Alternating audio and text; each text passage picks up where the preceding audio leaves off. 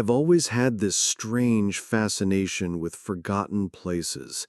Not haunted houses, not ghost tours with staged actors, but the kind of places the world just abandoned, shut down, boarded up, left to rot. It started as a hobby when I was in high school. I'd sneak into junkyards, climb fences into crumbling warehouses, or explore empty lots that felt like time itself had forgotten them. There's something addictive about stepping into a place that once had life and realizing you're probably the only one who's walked there in years. But the night I decided to explore the Hollow Pines Motel, I realized some places are left empty for a reason.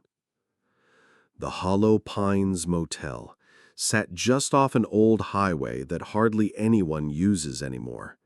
If you weren't looking for it, you'd probably never even notice it. Just a long strip of broken-down rooms, all lined in a row, with a faded neon sign that hadn't glowed in decades. The letters still clung crookedly to the rusted frame. HOLLOWPINESMOTEL. Half the bulbs had fallen out. I had read a short article about the place online, one of those urban explorer blogs. It said the motel shut down after a string of disappearances in the late 90s. Guests would check in and never check out. The owners claimed people just skipped out on their bills, but when police searched the property, they found personal belongings still left in the rooms. Clothes in closets, suitcases under the beds, toothbrushes left on the sinks. But no people. Eventually, the motel closed, and nobody ever reopened it. I pulled into the cracked parking lot just after sunset. The place was completely dead. Weeds split through the asphalt, and the windows of most rooms were either shattered or covered in plywood. I grabbed my backpack, my flashlight, and my camera. I always recorded these explorations for myself, though honestly I rarely shared them. Most people wouldn't understand why I wanted to wander into places like this alone. As I walked up to the lobby doors, I noticed the glass was completely gone, only shards clinging to the frame. I pushed inside. The air hit me instantly, stale, thick, carrying the smell of mildew and old smoke. The lobby desk still stood in the corner, but everything else was overturned. Chairs were on their sides, papers scattered across the floor, and behind the desk was an old rotary phone, its cord cut. I lifted my flashlight and froze. On the wall behind the desk was a huge corkboard, still covered in room keys. Dozens of them, each one hanging neatly on its hook. The sight made my stomach tighten. It meant that whatever happened here, most of the guests never checked out. I left the lobby and walked down the long row of rooms. Some doors were kicked in, others sealed with boards. I stopped at room 6, the first one with the door hanging open. The inside was a time capsule, dusty carpet, a bed with yellowed sheets, a TV with knobs instead of buttons. On the nightstand was a Bible, its cover warped with moisture. But what made my blood run cold was the suitcase. It sat in the corner, half-zipped, filled with clothes that looked like they hadn't been touched in years. A pair of shoes lay beside it, as if someone was in the middle of packing, then just vanished. I snapped a few pictures, but I didn't want to linger. The room felt too personal, like I was intruding on someone's last moment. As I moved farther down the row, the wind pushed one of the doors shut with a slam. I froze. The sound echoed through the empty motel, bouncing off the walls. For a long moment, everything was quiet again. Just the hum of the cicadas outside. I told myself it was nothing. The wind, just the wind, and kept walking.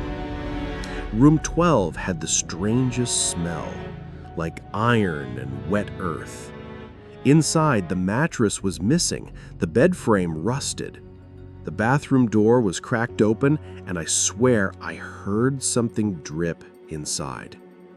When I pushed it open, I found the sink stained dark and the mirror cracked straight down the middle. And written across the broken glass in something brown and flaking were the words, "Don't look." I snapped a picture, but my hands were shaking. The deeper I went, the heavier the air felt. It was like each step pressed down harder on my chest. Finally, I reached the last room at the end of the row, room 19. The door was chained shut from the outside, which immediately didn't make sense. Why would the outside be chained? It was as if someone wanted to lock something in. I tugged at the rusted chain, the metal rattled loudly, and I froze again, suddenly hyper-aware of how quiet the night was around me. Then I heard it, a sound from inside the room, a slow, deliberate click. 2 seconds later, another click, then another. It was the exact same rhythm described in that blog post about the disappearances. I stepped back slowly, my heart hammering so loud it felt like the sound would give me away. At this point, every instinct told me to leave, but I've never been good at listening to my instincts. Instead, I circled around to the back of the motel, where the rooms had back windows. Room 19's window was cracked open. The inside was pitch black. I lifted my flashlight and shone it through. The beam cut across the room and landed on the bed, and I froze again. On the mattress sat 5 dolls. Old porcelain dolls dressed in clothes so faded they looked gray. They were arranged in a circle, facing inward, and in the very center of them was a pile of teeth. Not doll teeth, real teeth. Human.